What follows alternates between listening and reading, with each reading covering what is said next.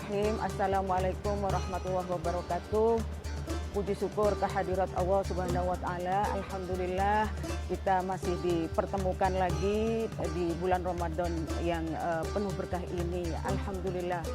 Para pemirsa, hari ini saya akan mencoba membahas topik yang saya anggap ini sangat relevan karena kebetulan saya juga ditakdirkan Allah menjadi dosen di Universitas Rogi. Saya akan mencoba membahas bagaimana hubungan ilmu dengan perilaku manusia. Oke, kalau kita bicara ilmu, ilmu itu adalah dinyatakan bahwa hadis Nabi mengatakan bahwa setiap muslim, baik itu perempuan atau laki-laki, diwajibkan menuntut ilmu. Jadi objeknya siapa sih yang diwajibkan menuntut ilmu? Itu adalah setiap muslim, baik itu laki-laki maupun perempuan, itu wajib menuntut ilmu. Itu adalah hadis Nabi. Dan mulai kapan? Menuntut ilmu itu sejak dalam buayan sampai ke liang lahat. Artinya selama seumur hidup kita adalah dituntut, diwajibkan untuk menuntut ilmu. Jadi tidak ada waktu untuk tidak menuntut ilmu. Oke, kemudian memang untuk apa sih pentingnya menuntut ilmu? Salah satu hadis juga mengatakan bahwa siapa yang hari ini lebih baik dari hari kemarin, maka itulah manusia yang beruntung. Tetapi kalau yang hari ini sama dengan kemarin, maka itu adalah manusia yang merugi. Apalagi manusia yang hari ini lebih buruk dari hari kemarin, maka itulah manusia yang dilaknat atau celaka. Itu hadis. Jadi artinya memang begitu pentingnya ilmu, menuntut ilmu. Karena kalau dibilang misalnya hari ini harus lebih baik dari hari kemarin, ini sebetulnya saya sejak saya menjadi pengajar, dosen gitu ya. Saya kebetulan dosen akuntansi di Universitas Trilogi. Setiap kali mengajar ada beberapa topik yang sangat-sangat relevan yang sebetulnya sumbernya berasal dari Al-Quran gitu ya. Ada yang disebut misalnya kemarin, kalau hari ini harus lebih baik dari hari kemarin. Itu artinya apa? Bahwa kita selalu harus ada value added. Ada nilai tambah setiap hari. Tidak boleh itu tidak ada nilai tambah. Karena manusia yang beruntung itu adalah yang hari ini lebih baik dari hari kemarin. Hari ini sama dengan kemarin aja, itu dianggap merugi. Nah itu ada di mata kuliah yang saya ajarkan ke mahasiswa. Jadi sebetulnya pada dasarnya semua pelajaran yang ada ini adalah bersumbernya di ajaran-ajaran Islam. Ada yang disebut dengan value added activity. Artinya apa? Jangan kita melakukan aktivitas yang sebetulnya tidak memberikan nilai tambah kepada kita. Pastikan bahwa semua aktivitas yang dilakukan oleh kita itu memberikan nilai tambah kepada kita. Sebab kalau tidak, artinya hidup kita boros. Kenapa setiap kali kita melewati waktu, ada biaya yang harus kita keluarkan, ada tenaga, ada waktu yang terlewati. Kalau itu tidak memberikan nilai tambah pada kita, artinya kita membuang-buang waktu percuma, buang biaya percuma. Dan itu diajarkan di kelas. Dalam mata kuliah, misalnya dalam berproduksi ya, melakukan biaya produksi. Artinya semua aktivitas yang tidak menambah nilai terhadap produk yang kita hasilkan, buang aja. Itu namanya perilaku boros. Ya. Kemudian kalau kita bicara sendiri ilmu, menurut Khalifah Umar bin Khattab gitu ya, ilmu itu ada 3 tahapan. Tahap pertama, tentunya ini yang tahap paling awal ya. Itu seringkali menyebabkan penuntut ilmu ini berperilaku sombong. Padahal seharusnya jangan sombong. Ya mungkin ada pengaruhnya, dia masih ilmunya masih awal, masih tahap awal. Dia masih menganggap dia paling pintar.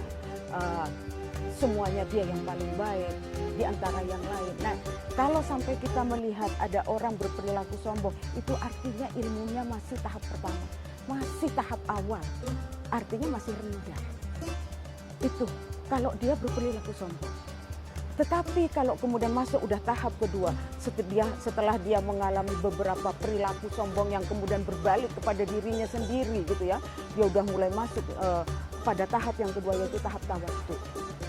Tawadhu itu bukan berarti rendah diri ya, tapi rendah hati, tidak sombong, tidak menganggap, tidak biasa meremehkan orang lain. Gitu. Jadi itu udah masuk ke tahap 2. Kalau udah, nah berkembangnya perilaku tawadhu ini di dalam diri manusia itu biasanya semacam trade off. Kalau kita didominasi oleh perilaku tawadhu, maka perilaku sombongnya akan menurun. Atau sebaliknya, kalau kita didominasi oleh perilaku sombong, maka perilaku tawadhunya yang turun. Nah, semoga dengan kita selalu menuntut ilmu, belajar lagi, harapannya maka yang dominan adalah perilaku tawadhu. Itulah yang diharapkan dengan menuntut ilmu.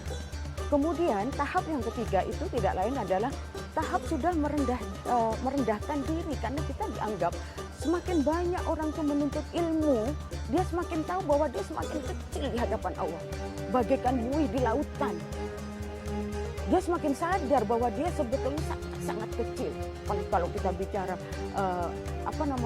bumi aja bagian dari planet kecil di dalam antariksa ini, apalagi kemudian kita sangat kecil.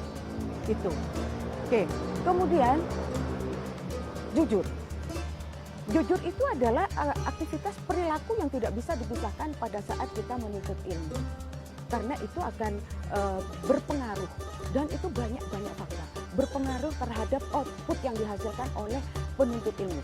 Misal kita tidak bisa tutup mata ya, banyak koruptor. Apakah kita menganggap mereka bodoh tidak menuntut ilmu? Tidak.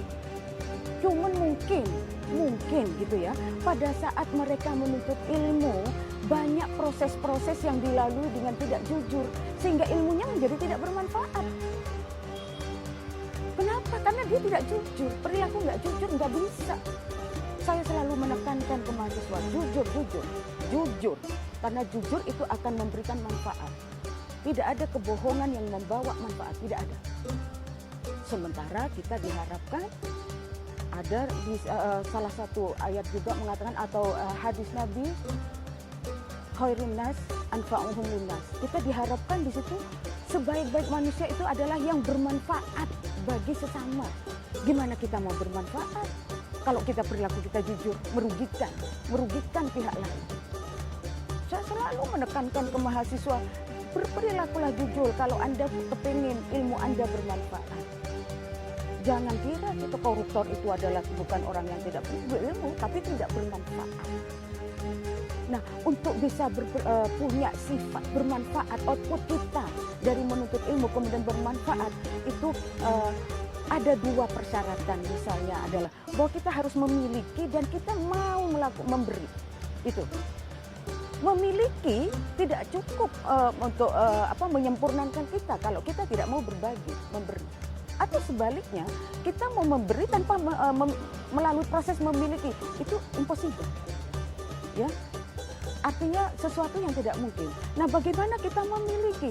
Ya, kita dengan belajar ilmu. Sehingga kita dapat ilmunya, kita tahu, oh kalau kita mau berdagang itu seperti ini, kalau kita mau melakukan manajemen yang bagus itu seperti ini, kalau kita mau jujur seperti ini, kalau saya kebetulan memang ngajarnya di akuntansi ya, sehingga banyak berkelut dengan laporan keuangan. Nah, di situ sangat dominan dengan bagaimana menyusun laporan keuangan yang jujur, transparan, tanpa ada kebohongan. Tidak boleh ada dusta. Ya, tidak boleh ada dusta. Sampai dilakukanlah harus diaudit, harus ini. Untuk apa?